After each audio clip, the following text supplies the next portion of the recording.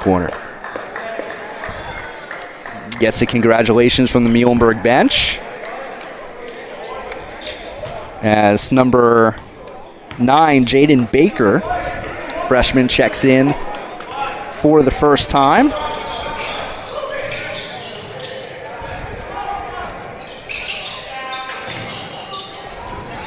Three-pointer taken by Morty, no good. Under 2 minutes to go.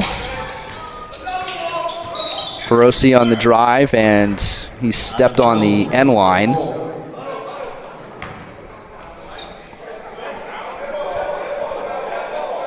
It'll be Rosemont basketball.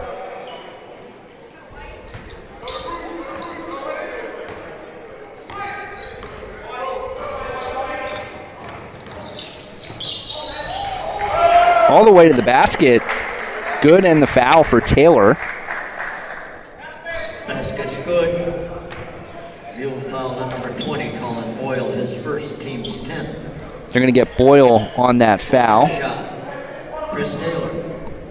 And Taylor will go to the line, looking for his 11th point of the night. And he rattles that one in.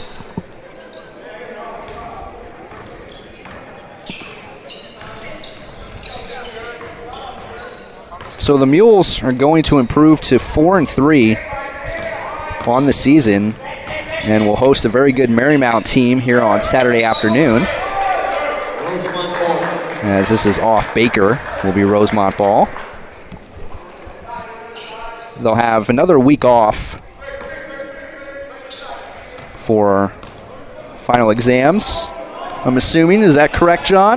The week of this, between the 7th and the 14th? Yes, that is final exam week. Correct. So it'll be a week off in between games before taking on Cross Lehigh Valley rival number 2 of the season with a road game at Moravian. And then we'll play in a tournament down in Berks County at Albright a few days after Christmas. So this is the time of year where you're not playing a ton of games, but you get that practice time in, so a good time for coaches. They love this time of year because you can get that sort of one-on-one time with the team, and of course you have the final exams. That part of it is important, of course, but once you get past that, you have a lot of practice time where you don't have a ton of games. Mm-hmm. Yeah, definitely, and I think that's the one thing with basketball.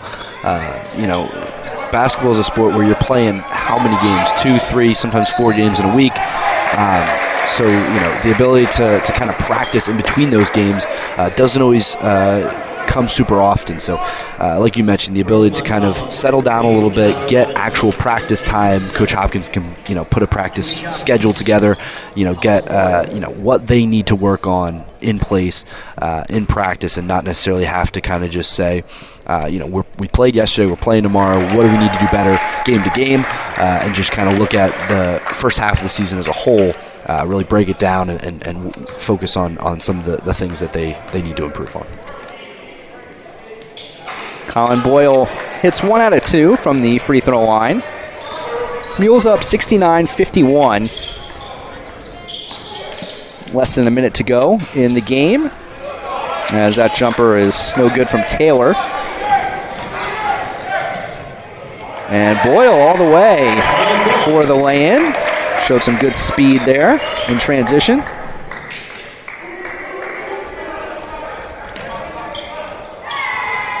Last 30 seconds here.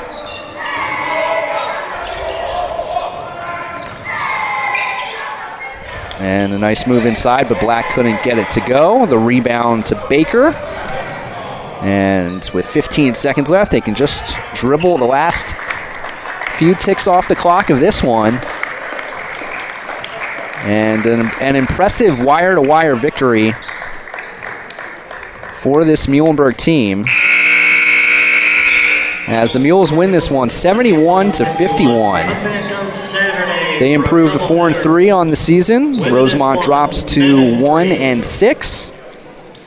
And really, John, the story of this game was the first half and the lead that the Mules were able to build. The second half went kind of what you expected it to go. The averages sort of came back to reality, but it was the first, I'd say, 10, 12 minutes of this game that really set the tone.